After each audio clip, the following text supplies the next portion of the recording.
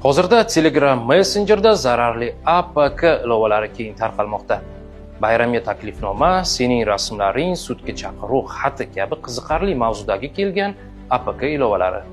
Agar siz bu kabi zararli ilovani yuklab qo'yib, endi nima qilishni bilmayotgan bo'lsangiz, unda bu videoni oxirigacha ko'ring va barcha yaqinlaringizga yuboring. Birinchi navbatda sizga Telegram Messengerdan kelgan har qanday APK fayllarni o'rnata ko'rmang. Hattoki u tanishlaringiz yoki yaqinlaringizdan kelgan bo'lsa ham. Ikkinchidan, agar siz APK ilovasini o'rnatib qo'ygan bo'lsangiz, zudlik bilan internetni o'chiring yoki telefon qurilmasini parvoz rejimiga o'tkazing. Telefon sozlamalarga kiring, ilovalar bo'limiga o'ting va zararli faylni topib, uni o'chirib yuboring.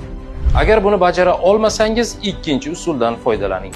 Buning uchun siz qurilmangizdagi Play Market ilovasiga kirib, qidiruv bo'limidan Sam Cyber 102 ilovasini topib, telefoningizga o'rnating.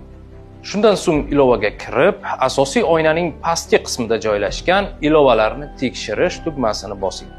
Qurilmangizdagi barcha mavjud ilovalar birma-bir tekshirilib chiqiladi va xavf soluvchi zararli ilovalar mavjud bo'lsa, sizga ko'rsatiladi. Shundan so'ng zararli, sizga noma'lum bo'lgan ilovalarni belgilab, barchasini o'chirib yuborishingiz zarur. Qarabsizki, APK fayllar endilikda sizga zarar yetkaza olmaydi. Yuqoridagilarni ham qila olmasangiz, unda qurilmadagi shaxsiy ma'lumot, kontakt, rasm, videolaringizni saqlab olib, qurilma sozlamalarini dastlabki holatga keltiring.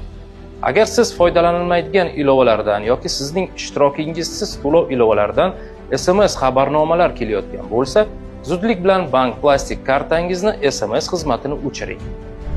Agarda yuqoridagi tavsiyalarni birortasini mustaqil bajara olmasangiz, qurilmangizni axborot texnologiyalari sohasida bilimlarga ega bo'lgan mutaxassisga olib boring.